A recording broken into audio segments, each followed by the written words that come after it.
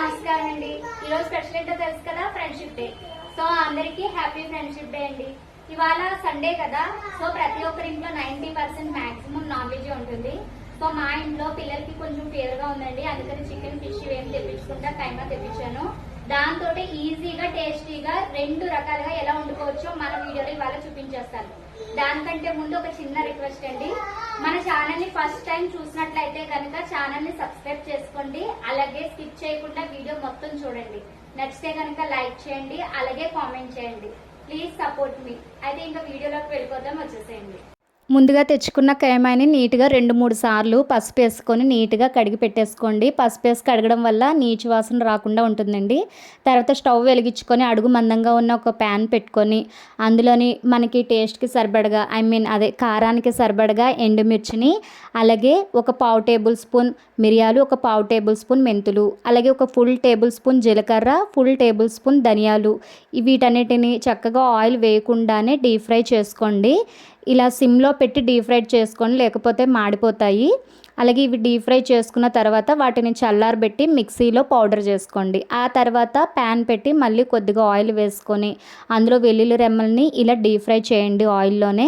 ఇవి కూడా సిమ్లో పెట్టి చేయండి, లేకపోతే త్వరగా మాడిపోయే అవకాశం ఉంటుంది. సో దాని తర్వాత ఇలాగా మనం కడిగి పెట్టుకున్న కీమాను కూడా ఈ ఆయిల్లో వేసి మ్యాక్సిమం 70% త్వరగానే డీప్ ఫ్రై అయిపోతుందండి. ఎందుకంటే కైమా అంటే చాలా మెత్తగా, అలాగే చిన్న చిన్న పీసెస్తో కొడతారు కదా దాన్ని. నేను అలాగే ఇందాక కడిగి పెట్టుకున్న తర్వాత అందులో నేను ఆల్రెడీ సాల్ట్ వేసానండి, అందుకే మీకు సాల్ట్ వేయడం చూపించలేదు. ఇలా మ్యాక్సిమం కుక్ అయిపోయిందండి. ఇప్పుడు ఇలా కుక్ అయిపోయిన దాని తర్వాత ఇందులోనే మనం మిక్సీ చేసుకున్న పౌడర్ అంతా కూడా వేసేసుకోండి.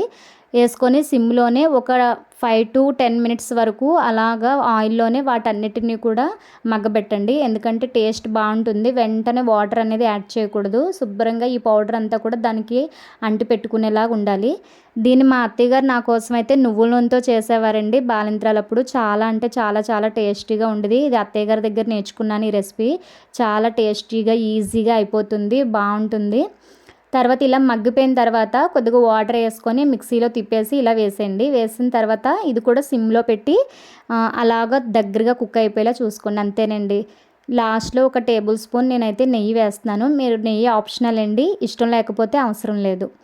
ఇలా చేసుకోవడం వల్ల చాలా రుచిగా అనిపిస్తుందండి. వర్షాకాలంలో కూడా ఇలాంటి ఫుడ్ తీసుకోవడం వల్ల మనకు కూడా చాలా హెల్త్కి మంచిదండి. జలుబు దగ్గు ఉన్న వాళ్ళైతే ఖచ్చితంగా ఇలా ట్రై చేయండి, చాలా బాగుంటుంది. ఇంకా సెకండ్ మెథడ్ వచ్చేసి ఇది మ్యాక్సిమం అందరికీ తెలిసిందే, కానీ చివరిలో ఒక చిన్న చేంజ్ ఉంటుందండి. అయితే దీనికి కూడా కొద్దిగా కడాయి పెట్టేసుకొని ఆయిల్ వేసుకొని ఉల్లిపాయల్ని ఇలా ఆయిల్లో డీప్ ఫ్రై చేసేసుకోండి సిమ్లో పెట్టుకొని. తర్వాత రుచికి సరిపడగా సాల్ట్, అలాగే పసుపు యాడ్ చేసుకోండి. నేను ఇక్కడ ఇదంతా కూడా సిమ్లోనే పెడుతున్నాను. దగ్గర మీరు కూడా సిమ్లోనే పెట్టుకోండి, ఎందుకంటే ఆనియన్స్ పైకి మగ్గిపోయినట్టు ఉంటే కానీ లోపల మగ్గదు.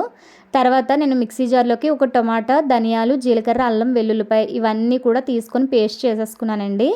వీడియో బాగా లెంత్ ఎక్కువ అయిపోతుందని చెప్పేసి అదంతా కూడా మీకు చూపించట్లేదు నేను వీడియోలో, డైరెక్ట్గా నేను చెప్పేయడం జరుగుతుంది, ఏమీ అనుకోకండి.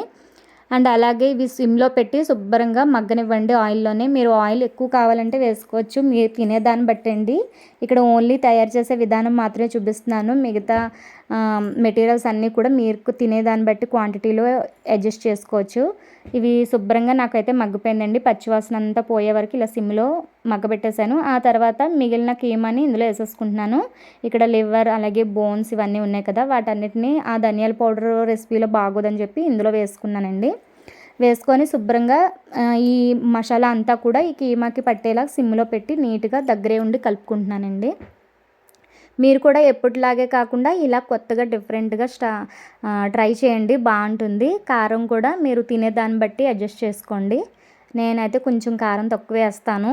అంటే మీకు ఇది కొద్దిగా వీడియోలో కొంచెం కెమెరా క్వాలిటీ వల్ల అనుకుంటా బాగా రెడ్డిష్గా కనబడుతుంది, మరీ అంత అలా లేదండి.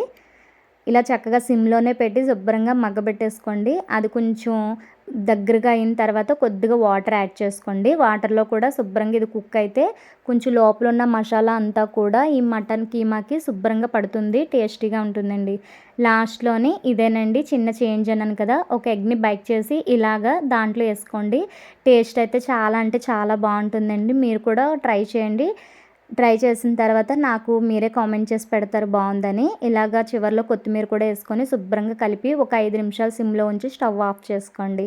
ఇది రైస్లోకే కాదు, చపాతీ, రోటీ, పూరి దేంట్లోకైనా సరే చాలా అంటే చాలా చాలా కాంబినేషన్ భలే సెట్ అవుతుందండి. ఈసారి మీరు కూడా ఎప్పుడైనా నాన్ వెజ్ తినే టైంలో దోశ, చపాతీ, పూరి, రోటీలోకి ట్రై చేసి చూడండి. నేను నార్మల్ డేస్లో కూడా ఒక్కొక్కసారి దీన్ని టిఫిన్స్లో కూడా ట్రై చేస్తూ ఉంటానండి. అంతేనండి, ఈ సండే సింపుల్గా అయిపోయే టేస్టీ రెసిపీస్ మా ఇంట్లో ఇవేనండి. ఒకటి ధనియాల పొడితో చేసింది, మరొకటి మామూలు ఎగ్ వేసి చేసింది కీమా. ఇదేనండి ఈ సండే మా ఇంట్లో లంచ్. ఇలా సింపుల్గా కానిచ్చేసాం.